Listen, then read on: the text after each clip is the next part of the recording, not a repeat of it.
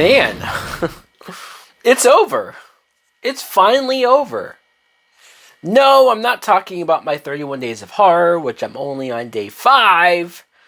What's going on, everybody? My name is Mike Brown, aka Review King MB. No, I just got done watching Phantasm 5 Ravager? Because sure, why not? It's a 2016 movie. This is a huge gap from the previous film, right? 1998, 2016.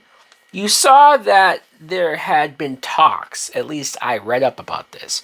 There had been talks since like 2004 over whether the director, Don Coscarelli, whether he was going to make another movie because the last one clearly had a cliffhanger, right? Did Mike die? Did they defeat the tall man? So many questions.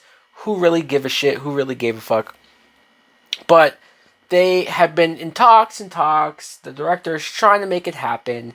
Finally, in 2012 or 2013, somewhere around that time period, it was revealed that the movie was shot in secret. They did make a 5th and final installment. When you say in secret, is it because nobody gave a shit? Who's really trying to expose this scoop that this movie was being made? What's interesting about this 5th movie, though, is that it was produced and co-written by Don Coscarelli. Yes, so he's still involved. He's the creator. He's the guy. But this is the first movie that was not directed by Don Coscarelli. It was directed by David Hartman. I just found that very fascinating. I mean, maybe given how many years later it is, maybe Don's old as fuck now, and so David Hartman was like, I'll step in. I co-wrote this. I'll finish the project. I will see to it that the dream gets finished. Now, this movie, I will say this. It's clearly not a good movie, right? It's like, but we're 5 movies in. I'm not expecting a movie from this franchise to be good at this point.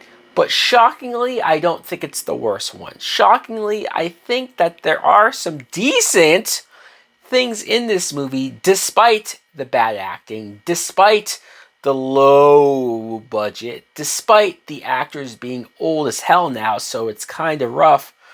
It's a rough watch. But look, Reggie carries this movie. If it wasn't for Reggie, if Reggie somehow was no longer sadly with us in real life, the actor, this movie would have nothing. This movie would just not be worth being made. You'd have no excuse, no bother to make this movie because Reggie's the only one. I talked about how the last movie he seemed a little off, or maybe that was the 3rd film. Whichever movie I said that I thought Reggie was off on, he came back and delivered here. Again, it's not like some Oscar-worthy level acting, but it's just like, well, he's the only one that I really buy in this scenario, in this plot, in this situation. It's all silly, it's all over the top. You meet him at the beginning, and of course, he's just randomly out there in the desert. You don't really know what's going on. Supposedly, he still has been tracking the tall man. I already mentioned how convoluted this is, because it's like, every time he meets up with the tall man, he doesn't even really go to kill him. He doesn't even attempt to strike him, to shoot him. It's like they play this cat and mouse game, and then Reggie, in the story, waste so many decades of his life looking for this guy, but whenever you find him, you don't do shit. It's just like, but at least I like Reggie. At least I find him somewhat entertaining to watch, or I find him, to have somewhat a level of skill in acting. He's the best of the bunch. And then the movie introduces this concept of, well, Reggie just wakes up in this hospital, and Michael Baldwin, right? That's his name. So you find out that he's alive. He's there. He's visiting him, and supposedly Reggie has dementia. And so all of this story of the tall man and the craziness, the zombies, the dead people, the hijinks, it's all in Reggie's head because he's really just this old crazy guy in this hospital. They constantly switch back and forth between Reggie out there being a badass or killing zombies or dealing with the main plot, and then he'll just wake up and he's in the hospital, and it's like the movie's trying to get you to think that, like, is what's real, what's not. I'm not saying they accomplished that. I'm not saying I sat here thinking, oh, I wonder if it's real, because obviously 5 movies in, I'm going to be thinking this shit is real. But I thought it was somewhat interesting. It's a plot that I've seen 100 times, especially in TV shows, where your main character has one episode where it's like, is this real? Is everything... It's like, I've seen this, sure, but I thought it was somewhat interesting. It was clearly something that probably budget-wise they just needed to fill this time out, so they decided to come up with that plot. At first I thought, well, maybe they also did this subplot because it's the only way they could work in the Michael character, because he died, right? At the end of the 4th movie, he gets the silver ball taken out of his head, so he has this giant hole in his head. You would think his brain was in that. So how is he still alive? We'll come to find out that no, he is still alive in the actual world where the horror bullshit is going on. Mike is still there. He's leading the resistance, almost like John Connor, where he's been fighting the tall man's evil army for decades now. And when you get the CGI Red World shot, I'm talking like 2000 computer CGI. It's rough. It looks silly as all fuck. It's like PlayStation 2 bad. But they try to establish that it's the apocalypse. It's pretty much the idea that I talked about in my review for the 4th film, where this idea was sort of talked about. I think, what was it, Roger Avery? He wrote the script where it was the apocalypse. Now, clearly this isn't that script. It's not like they took that script and actually made that movie. They just took the idea of the apocalypse and worked it into this story. And so it's not as great as I was probably hoping for, but I still kind of appreciate that they tried. As low budget as it is and as shitty as it looks, I said, oh, well, there's the apocalypse. There's the story that I was kind of originally hoping for. Michael Baldwin, still not that good of an actor. I mean, these scenes are rough. It was such a smart idea to move the main protagonist's role for Reggie, because he can handle these scenes and this dialogue. Mike, it's just like, man, he's devoid of any charisma or any level of being interested in him. He's supposed to be the guy. He's supposed to be the one that not only is fighting the tall man, but he somehow is fighting the mechanisms in his head to not be controlled by the tall man, and he's somehow using those abilities to use the balls against the tall. Like, he should be a compelling character or an interesting character, but because the actor's not strong enough, they can't really do a whole lot with him. Also, Angus Scrimm, okay, he plays the tall man, right? He's been playing him since the original in 1979.